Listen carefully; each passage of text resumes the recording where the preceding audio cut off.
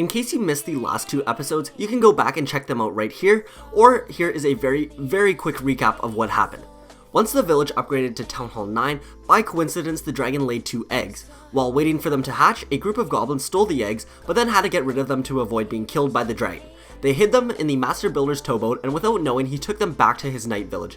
Then, a few days later, the eggs hatched and 2 baby dragons emerged, but they didn't have their rage effect yet. So, find out in today's story how the baby dragon got his special ability, and how the Inferno Dragon was created for the Clash Royale arena. All the pain.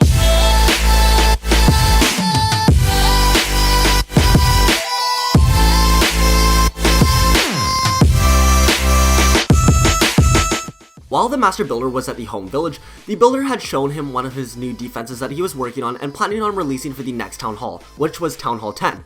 He had called it the Inferno Tower. And when the Master Builder saw this, he was actually really impressed. And rather than just being happy and proud of the builder, the Master Builder was determined to take his creation and make it even better. After all, he had to live up to his name of Master Builder. So when the baby dragons were born, the Master Builder had an idea that could make the Inferno Tower even better. Since in the builder's design and prototype, the Inferno Tower was just like any other defense, a stationary defense that could only target within a certain range. The Master Builder thought to himself, but what if I could transfer the Inferno Tower's powers to a living being, to make a troop that could be just as deadly as the Inferno Tower, but wasn't restricted to a certain distance or spot. So with this new idea, the Master Builder thought that a flying mini dragon would be a perfect fit. And to make the Super Inferno Tower troop, he only needed 1 baby dragon. So he brought both baby dragons to his lab, and at random he chose one of the baby dragons to turn into his new Super Inferno. And once he had the baby dragon, he took him to the only place that he knew he could get lava from, P.E.K.K.A.'s playhouse. So the baby dragon and the Master Builder headed over to the Clash Royale arenas and trekked their way all the way up the side of the volcano. Once they arrived at the top, the Master Builder filled a wooden barrel up with molten hot lava. And in case some of you guys are skeptical about how this wood is being able to contain all the heat from the lava, well, the barrel isn't just made from any type of wood. It's actually made out of the same wood used to make the Master Builder's battle machine. It's wood that was blessed with magic from the wizards to make it indestructible and immune to all sorts of heat. So that's also why that when the battle machine summons lightning, it doesn't set the battle machine on fire. It also holds the power of the electricity inside of the hammer. So if this works properly, the barrel should be able to hold the heat of the lava inside the barrel, so that it doesn't cool off and become molten rock. But anyways, back to the mountain. The Master Builder finished filling the barrel with the lava, and now the next step was to find a way to connect the barrel with the baby dragon's fire supply. So the Master Builder and the baby dragon traveled all the way back to the builder base, and then the Master Builder crafted a special helmet with a hose type device that would connect the helmet and the barrel. Then the baby dragon put the special helmet on, and the Master Builder fastened the barrel and hose to the baby dragon's back. The Master Builder then took a step back and watched as the baby dragon tested out his new armor.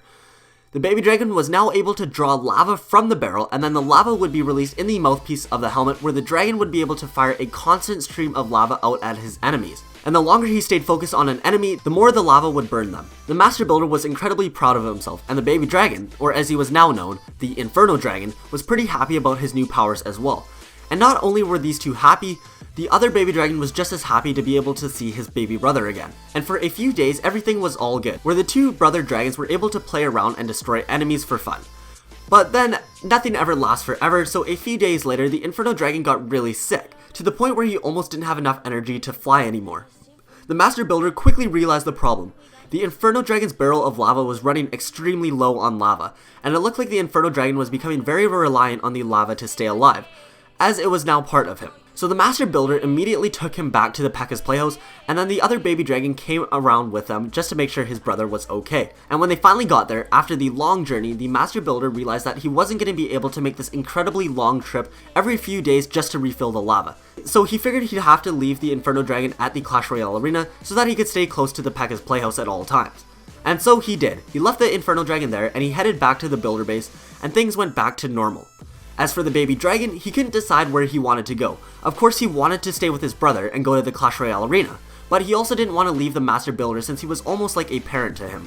And then he also really wanted to go meet his real parent, the dragon, back at the home village. And he couldn't really decide which one he wanted to do, but thanks to the clone spell, he didn't have to choose. He was able to go to all 3 places at once. But his connection with his brother was so strong that whenever he was alone in the builder base or a Clash village, he would burst out into a rage until another troop joined him in the air. And at the Clash Royale arena, he never had to rage, since he always knew that his brother would be somewhere close by. and that there is the full story of the dragon, the baby dragon, and then the Inferno dragon.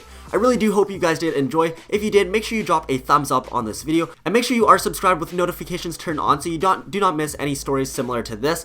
Also, drop a comment down below on what story you guys would like to see next. It could be either a Clash of Clans troop, it could be a Clash Royale troop, or it doesn't even have to be a troop. It could be something like the trader from Clash of Clans, or really any unanswered question in the Clash universe that you guys would like to have answered. But anyways, that's gonna wrap it up for this video. Like I said, I hope you guys did enjoy, and anyways, I will see you guys in the next video. Peace.